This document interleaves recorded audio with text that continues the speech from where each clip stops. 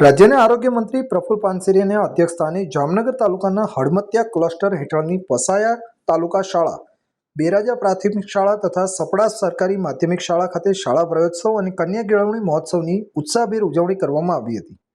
આ કાર્યક્રમ દરમિયાન નવા શૈક્ષણિક સત્રમાં પ્રવેશ મેળવનારા કુલ 135 વિદ્યાર્થીઓનું મહાનુભાવોના હસ્તે શૈક્ષણિક કીટ અર્પણ કરીને સ્વાગત કરવામાં આવ્યું હતું।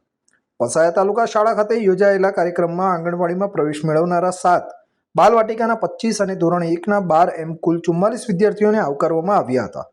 બેરાજા પ્રાથમિક શાળામાં આંગણવાડીના 5, બાલવાટિકાના 21 અને ધોરણ 1ના 21 એમ કુલ 47 વિદ્યાર્થીઓને શૈક્ષણિક કીટ આપવામાં આવી હતી। જ્યારે સપડા સરકારી માધ્યમિક શાળા ખાતે યોજાયેલા કાર્યક્રમમાં માધ્યમિક અને પ્રાથમિક શાળામાં પ્રવેશ મેળવનારા ધોરણ 1ના 19 અને ધોરણ 8ના 15 તથા આંગણવાડીના 2, બાલવાટિકાના 8 મળી કુલ 44 વિદ્યાર્થીઓને શૈક્ષણિક કીટ આપીને શાળામાં આવકારવામાં આવ્યા હતા। આ પ્રસંગે મંત્રીએ જણાવ્યું હતું કે શાળા પ્રયોત્સવ માત્ર એક સરકારી કાર્યક્રમ નથી, પરંતુ દરેક બાળકના જીવનમાં જ્ઞાનના નવા દ્વાર ખોલે છે। રાજ્ય સરકારનો ઉદ્દેશ્ય દરેક બાળકને ગુણવત્તાયુક્ત શિક્ષણ ઉપલબ્ધ કરાવવાનો છે, જેથી તેઓ ભવિષ્યમાં દેશના જવાબદાર અને સશક્ત નાગરિક બની શકે। આજે શિક્ષણ માત્ર પુસ્તકી જ્ઞાન પૂરતું મર્યાદિત નથી રહ્યું, પરંતુ વિદ્યાર્થીઓમાં સર્જનાત્મકતા, ટેકનોલોજી પ્રત્યેની સમજ, નવીનતા અને જીવન કૌશલ્યોનો વિકાસ પર પણ ભાર મૂકવામાં આવી રહ્યો છે। નવી પેઢીના શિક્ષણના માધ્યમથી આત્મનિર્ભર બને અને દેશના વિકાસમાં પોતાનું યોગદાન આપે તે સમયની જરૂરિયાત છે। ત્યારે બાળકોના સર્વાંગી વિકાસ માટે શાળા અને પરિવાર બંનેની સમાન જવાબદારી છે। દરેક બાળક નિયમિત રીતે શાળાએ આવે, અભ્યાસ પ્રત્યે રસ કેળવે અને પોતાના સપનાઓને સાકાર કરવા માટે સતત પ્રયત્નશીલ રહે, તે માટે વાલીઓએ પણ સક્રિય સહભાગી બનવું જોઈએ। શિક્ષણ એ વ્યક્તિ અને સમાજના વિકાસનો મજબૂત પાયો છે। રાજ્ય સરકાર દ્વારા શાળા પ્રયોત્સવ અને કન્યા કેળવણી મહોત્સવ જેવા કાર્યક્રમો દ્વારા દરેક બાળકને શિક્ષણના મુખ્ય પ્રવાહ સાથે જોડવાનો સતત પ્રયાસ કરવામાં આવી રહ્યો છે, જેના પરિણામે રાજ્યમાં ડ્રોપઆઉટ રેશિયો ઘટ્યો છે।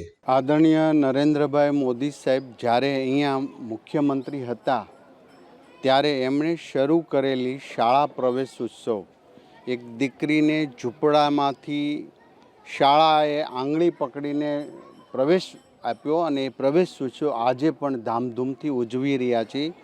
એનું પરિણામ એ આવ્યું છે, જ્યારે 18થી 20% ડ્રોપ રેશિયો હતો, જે આજે 1 ડ્રોપ રેશિયો રહ્યો છે, જેથી કરીને 100% નામાંકન થઈ અને 100% જન્મે છે બાળકો, એ બાળકો પ્રવેશ લે છે। આ એક ગુજરાત સરકારની શિક્ષણ ક્ષેત્રની ખૂબ મોટી ક્રાંતિ સર્જાણી છે। આજે તમામ ગામડાઓની અંદર ક્લાસ 1 અધિકારી, ક્લાસ 2, તમામ મંત્રી, ધારાસભ્ય અને ચૂંટાયેલા સભ્યો જ્યારે ગામડે ગામડે દરેક શાળાની અંદર જઈ શાળા પ્રવેશ ઉત્સવ ઉજવી રહ્યા છે।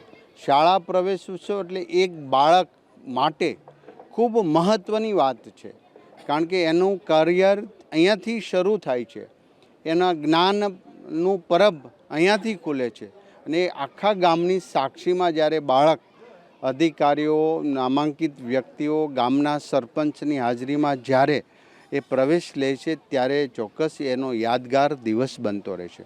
હું આશા રાખું છું ગુજરાત ભારતના નંબર 1 દિશા તરફ જઈ રહ્યું છે, એ જ રીતે શિક્ષણમાં અને જ્ઞાનમાં શ્રેષ્ઠ નાગરિકોના નિર્માણમાં ગુજરાત નંબર 1 છે, રહેશે। અમારી સંસ્કૃતિ, અમારા સામાજિક રીત રિવાજો, અમારી સમરસતા દુનિયાને સ્પર્શે એવી હજુ વધુ સુદૃઢ બને, એ હેતુ છે આજનો શાળા પ્રવેશ કાર્યક્રમ અહીંયા સંપન્ન કરવામાં આવ્યો છે।